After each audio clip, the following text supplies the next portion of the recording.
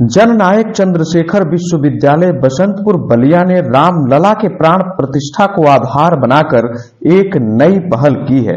राजभवन के निर्देश पर अंतरिक्ष वेधशाला सप्ताह का आयोजन किया जा रहा है। इस अंतरिक्ष सप्ताह में बच्चों को रामायण का जीवंत वर्णन कराया जा रहा है ताकि बच्चे अपने भविष्य को सुनहरा, सुखद और शांतिमय बना सकें।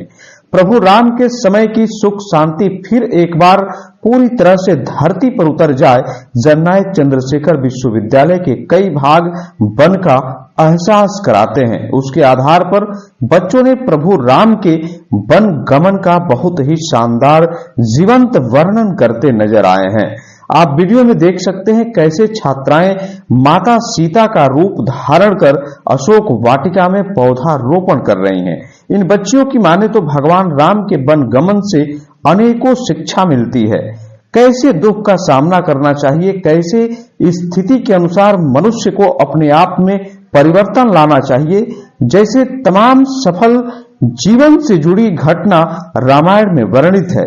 रामायण एक सफल जीवन प्राप्त करने का बड़ा माध्यम है। सर, मेरा नाम आलिया विश्वकर्मा है। मैं ललित कला विभाग से फर्स्ट सेमेस्टर से हूँ। सर, हम लोगों ने जो पेंटिंग बनाई है वो एक कला प्रतियोगिता थी जो कि राम मंदिर के उद्घाटन पे बन रहा है। उसी विषय में एक अंतरिक्ष सप्ताह चल रहा है। और जो विषय हम लोगों ने बनाया है उस पे राम जी की एक जो वन गमन जो था, उनका वन गमन कैसे किए, वो उन्होंने वन में जीवन कैसे व्यतीत किया वो था।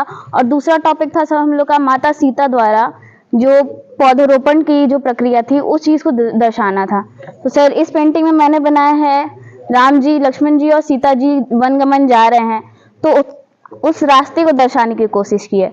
और साथ ही साथ सर हम लोग को इससे एक सूचना मिलती है कि जैसे राम जी अपने चरित्र में कैसे उनको एक महान पुरुष माना जाता है। उनके राज्य में जो शांति थी सर, जो खुशहाली थी, उस चीज को हमारे जो प्रधानमंत्री हैं माननीय नरेंद्र मोदी जैसे हमारे देश में फिर से लाना चाहते हैं, उस हिसाब से फिर उस चीज को हम लोगों ने महसूस किया है। राम जी के गुण जो अच्छाई के गुण थे, हमेशा सत्य बोलने का गुण और कभी भी अपने चरित्र को साफ सुथरा या स्वच्छ या सत्य बोलने का जो चरित्र था, जो गुण था, वो हम लोग को अपने अंदर समाहित रखने के लिए इस चीज को हम लोग जानने की कोशिश किए हैं। और माता सीता द्वारा जो सौम्यता थी, जो उनकी शांति थी, जो उनका मतलब प्रेमपूर्ण स्वभाव था पक्षियों के लिए, पौधों के लिए, मनुष्य जाति के लिए, उस चीज को सर हम लोग अपने अंदर समाहित करने का प्रयास करते हैं। मेरा नाम डॉक्टर स्मिता त्रिपाठी है। मैं जननायक चंद्रशेखर विश्वविद्यालय के समाजशास्त्र विभाग में सहायक आचार्य के पद पे कार्यरत हूँ। माननीय राजभवन के निर्देशानुसार भारतीय अंतरिक्ष सप्ताह मनाया जा रहा है, जिसमें सभी विश्वविद्यालयों को राम जी के प्राण प्रतिष्ठा मंदिर के तहत राम जी और अशोक वाटिका और हनुमान जी राम सेतु के निर्माण के आधार पे थीम दिए गए हैं, जिसमें बच्चों को विभिन्न प्रतियोगिताओं में प्रतिभाग करना है। और इसके तहत बच्चों को पुरस्कार की भी व्यवस्था की गई, जिसमें 2 दिवसीय कार्यक्रम का आयोजन हुआ।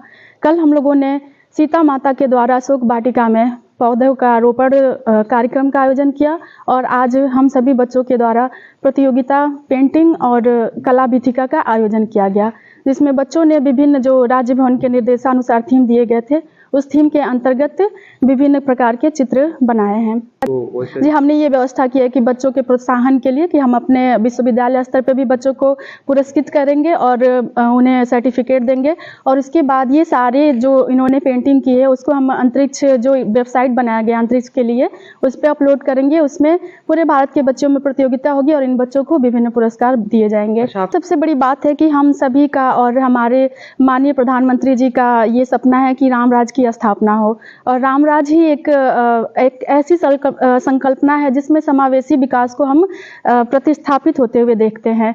तो इसके लिए बच्चे हमेशा कहानियाँ सुनते हैं, रामायण की कहानियाँ, हनुमान जी की कहानियाँ, सीता माता का कैरेक्टर हम लोग हमेशा देखते रहते हैं। बच्चे जब पेंटिंग बना रहे हैं तो उससे जुड़ी सारी कहानियों को जीवंत अनुभव कर रहे हैं। उससे राम जी के कैरेक्टर को अपने जीवन में कैसे उतारें, कैसे उन्होंने पूरे समाज के सामने एक आदर्श प्रारूप की स्थापना की, इसको जान रहे हैं और बच्चे स्वयं उसको अपने अंदर समाहित करने का पूरा प्रयास करेंगे।